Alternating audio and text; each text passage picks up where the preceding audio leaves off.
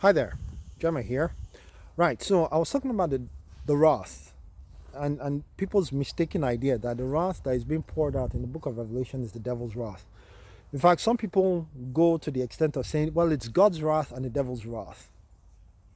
I'll tell you this, the people who are going to be running and hiding, according to Revelation 6, where they say, fall on us and hide us. It says all the chiefs, all the wealthy, the elite of the world.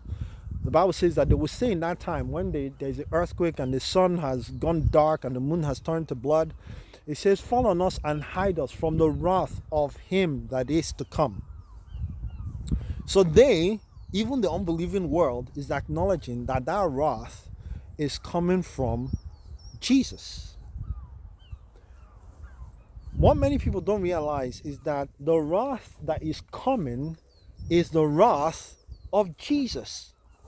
If you read Isaiah chapter 61, verses 1 and 2, Jesus quoted Isaiah 61, verses 1 and 2, except that he left out one small tiny piece of information, which for some reason nobody asked him any questions about it.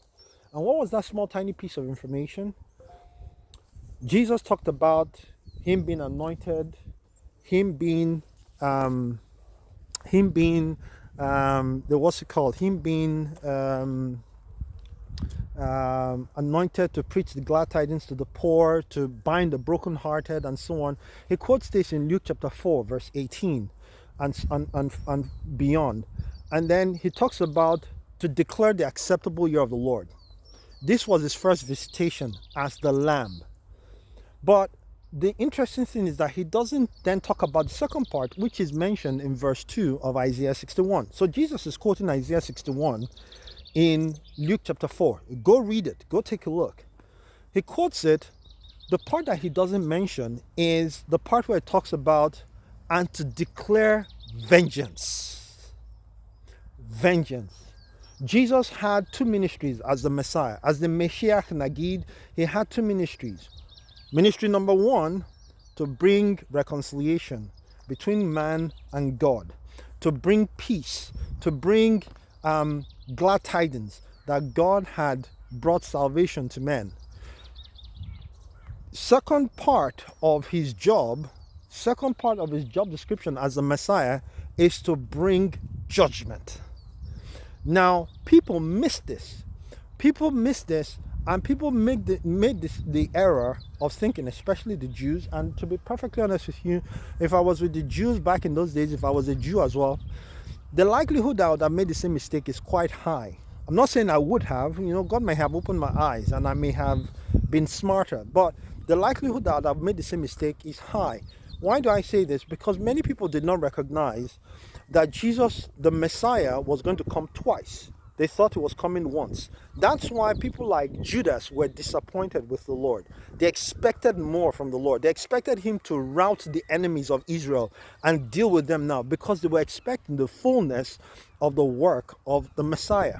What they didn't realize was that the first visitation was going to purely consist of the Messiah coming to bring glad tidings, coming to bind the brokenhearted, coming to bring the good news, coming to die essentially on the cross. According to Daniel chapter 9, verse 26 and 27, we see it again.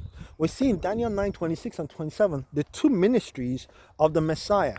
Now, in Luke chapter 19, around verse 40 or 41 or thereabouts, Jesus tells the Jews, that because you did not recognize my visitation, I'm paraphrasing now, you are going to experience the events that happened in AD 70, which by the way, for some inexplicable reason, many people think the Great Tribulation has already happened in AD 70. I mean, how can they come to that conclusion? Seriously, how can they come to that conclusion? When you think about the fact that if the Great Tribulation had happened in AD 70, why are we not in the millennium? Why are we not at rest? Why is Jesus not sitting on the throne in Jerusalem ruling the world and governing the world? Why? Anyway, I'll stop my rant now. The point I'm trying to make in all this is this. The wrath that the Bible describes, according to the book of Revelation, is the wrath of God. When the Bible mentions Satan's wrath, think about the context in which it speaks. In Revelation chapter 12, we see Satan. We see the so-called Revelation 12 sign. We see the woman with the sun and the 12 stars and so on. And then her offspring is caught up to God. And then, by the way, that caught up there, harpazo, right there. Anyway, so her offspring is caught up to God. And the Bible says that she's then escaped into the wilderness. I believe this is referring to the 144,000, but don't quote, well, yeah, you could quote me on that. Anyway, so she's taken to the wilderness and is kept there for 42 months, 1,203 score days, or 3.5 years. 3.5 years. So the two witnesses in Revelation 11 do their ministry for the first 3.5 years, and then the woman is taken to the wilderness for another 3.5 years to go be protected by the Lord. And then when you look in Revelation chapter 14, you find the 144,000 that were separated in Revelation chapter 7 all intact. Not one is missing. It's not that in Revelation 7 they got 144,000, and then by the time they got to Revelation 14 they had lost one guy. One guy died. Oh, such a shame. One guy lost a limb, he died. Gangrenous death. Or no, we see in in Revelation 14, we see the 144,000 still intact with the Lamb on the mountain. But going back to Revelation 12, what we see in Revelation 12 is the Bible says, and Satan fought, and Michael fought against Satan and his angels. So Michael and his angels fought against Satan and his angels. So the 2/3 of the good guys fought against 1/3 of the bad guys. As in, of all the angels, there was 2/3 against 1/3, right? Obviously they won. I don't think it was just because their number. I think it was also because they were on the Lord's side. It might as well have been 1/3 against 2/3. So they still won, because God always wins, isn't it? He always wins. God never loses. He always wins. Battle or the war, God always wins. And the Bible says, and he was cast out, and no space was found for him in heaven again. He was cast out. I believe when the Bible talks about no space was found in heaven, I do not believe it is heaven in terms of God's throne. I believe it's heaven in terms of the sky. Can you see the sky? That's where I believe Satan was cast out from. All this idea people have about UFOs and aliens and so on. Many people don't realize those are fallen angels. And essentially what I'm trying to say here is that they are coming. The Bible says then that he comes to the earth having great wrath, because he knows his time is short. And this is what people have run away with and said, this is the devil's wrath. The period of the Great Tribulation is the devil's wrath. Well, here's the thing. So if the period of the Great Tribulation is the devil's wrath, what happened to all the things that happened in chapter 6? What happened to the one riding the pale horse, the one riding the black horse, the one riding the red horse and the white horse? What happened to the earthquake and the moon turning to blood, and the sun going dark and the moon turning to blood? What happened to